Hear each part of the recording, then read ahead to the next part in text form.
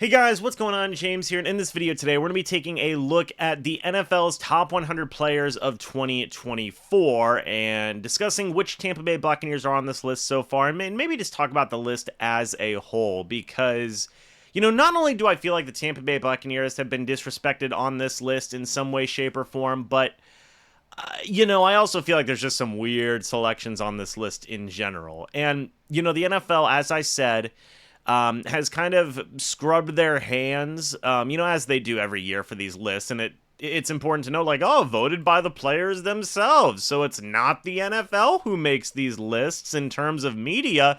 It's the players. But I mean, geez Louise, I really think they got to consider which players they're asking about regarding these rankings, because it's not great. It's not great with some of these listings. But before we dive into some of the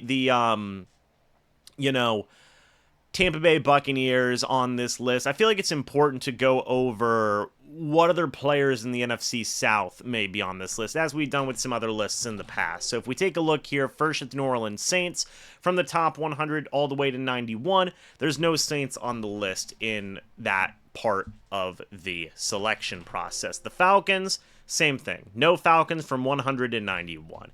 What about the Carolina Panthers? Are there going to be any Carolina Panthers on this list?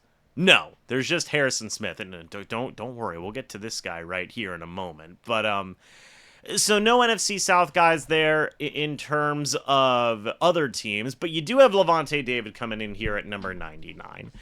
In my opinion, it's too low, I think. Now, he didn't have a rating last year for Lavonte David, so I guess on one hand you can say, well, it's great to have Lavonte David in the top 100 in general. But I still feel like it might be a bit too low for David overall. He is back with the Bucs, coming in for his 13th season. You take a look at what he did in the NFL last year in terms of being a leader in 2023 throughout the year in terms of statistics. And was it the best year overall for David? No, especially in terms of pass coverage and whatnot. But I still think that David showcased he was a very capable tackler throughout last season, still capable of being one of the best, if not the best player on a given defense. And I feel like it showed. You take a look here. Let's see if we can find Lavonte David. He was 16th in tackles. Now, if you look, the only other guy in this selection above the age of 30 is C.J. Mosley coming in at 31 and Bobby Wagner coming in at 33. The age of 33, I should say. Solo tackles, Lavonte David comes in at number 10. You take a look at tackles for loss. Lavonte David was 7th in the league last year in tackles for loss. I mean, it's pretty good, man. It's pretty good stats overall for a guy who's, aged 33. I don't see Bobby Wagner anywhere on this tackles for loss list. He had 11. I feel like he should be higher than 99. We'll have to wait and see what other players do get put above Lavonte David, like Cam Hayward's there, Terry McLaurin. Defensive guys, Julian Love. I think you could have put Lavonte David over him. And then you go to 90 to 81. We'll get to that in a minute, but I feel like 99 might be a smidge too low for David. I could have seen him in the higher echelon of the 90s. Maybe even putting him somewhere in the 80s, but 99 barely cracking the list. Like the only, Zaire Franklin, the only guy lower than him. I don't necessarily agree with that. This is egregious, though. I've got to bring it up. Aaron Rodgers is above Lavonte David. I don't care. I don't care what player it is. Anybody below Aaron Rodgers. The fact that Aaron Rodgers is on this list is offensive to me. Took a major loss. Took a major descent in this year's rankings after a torn Achilles. He played, I just got to highlight it here, 4 snaps. 4 snaps. Remains one of the most decorated quarterbacks in the league with 4 MVPs. Okay, so what are we talking about then in this list? Are you talking about how well the player performed in the 2023-2024 season? Or are you just naming the top 100 players, period? Because if that's the case, maybe it's justifiable. But again, based on how it's been on a year-to-year basis, it's how these players played during the 2023-2024 season. And Aaron Rodgers shouldn't be anywhere on this list.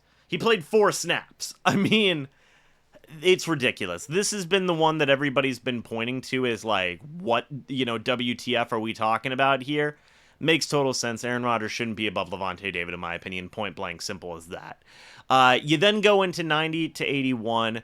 Are there any NFC South players on this list? You take a look at the Saints. No Saints on this list so far up to this point. You do get an Atlanta Falcon and Chris Lindstrom coming in at number 88. Again, the Falcons getting a little bit of love here.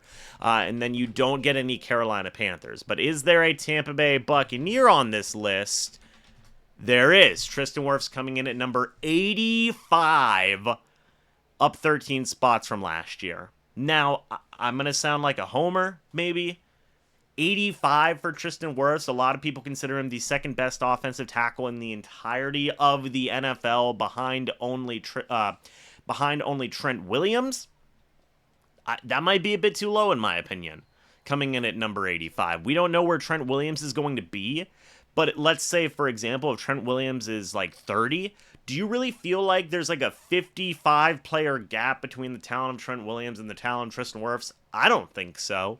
So it is a bit ridiculous, in my opinion, that Wirfs, again, are pretty much non-debatably the second best offensive tackle in the entirety of the league, is only the 85th best player in the entirety of the NFL. And I get it, there's a lot of great guys, there's quarterbacks, there's running backs, there's wide receivers, there's pass rushers that are all going to be in that equation, but like, if we're talking about positional importance, offensive tackle is a top 5 important position in the league. I mean, they always say whenever you're building a team, you need a star tackle, you want a quarterback, and then you want a quarterback and a cornerback and a pass rusher. Like, that's kind of what you want. So, like, top 4, top 5 positional importance in a team, and the second best offensive tackle got 85. I don't necessarily agree with that either. But this is voted by the players, guys. Again, maybe they should reconsider who they're asking. Barkley came in at 86. Hassan Reddick is there. Like, this list is all over the place. Like, Montez Sweat is above Tristan Wirfs, and Kirk Cousins is above Tristan Wirfs.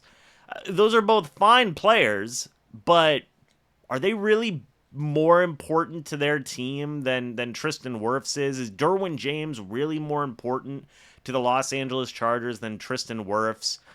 I don't think so. Maybe you guys disagree, but I think it's just a continuation of just disrespect around the league, be it players now, apparently, from other teams, be it media, whatever it may be. It's just disrespect for some of the top players in the Buccaneers organization, and it's just a darn shame. It is. What do you guys think about these placements? Again, Lavonte David getting 99. You have Tristan Wirfs getting 85. At this rate, I mean, Jesus, Mike Evans going to even make this list? I don't know. I think he will. I think he will make this list, and we'll talk about that when we get to it. But let me know your guys' thoughts and opinions. I'd love to hear it. Thank you guys so much for watching this video. Hope y'all enjoyed. As always, guys, I'll see you all in the next video or the next live stream. But until then, and as always, guys, goodbye for now, and go Bucs.